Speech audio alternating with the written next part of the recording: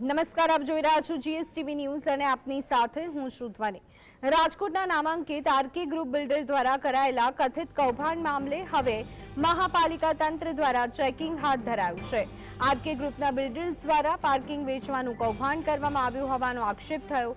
Balaji hall સામે 150 foot ring road પર RK prime 2 બિલ્ડિંગના ઓફિસ ધારકોએ પોલીસમાં ફરિયાદ કરી હતી, પણ ગુનો ન નોંધાતા મામલો કોર્ટમાં પહોંચ્યો હતો।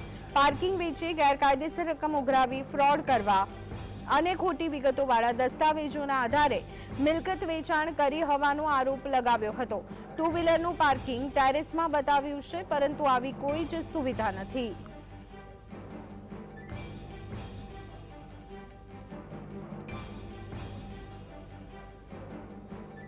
તો રાજકોટના નામાંકિત આરકે ગ્રુપ બિલ્ડર દ્વારા કરાયેલા કથિત કૌભાંડ મામલે હવે મહાપાલિકા તંત્ર દ્વારા ચેકિંગ હાથ ધરવામાં આવ્યું છે। આરકે ગ્રુપના બિલ્ડર્સ દ્વારા પાર્કિંગ વેચવાનું કૌભાંડ કરવામાં આવ્યું હોવાનો આક્ષેપ થયો છે।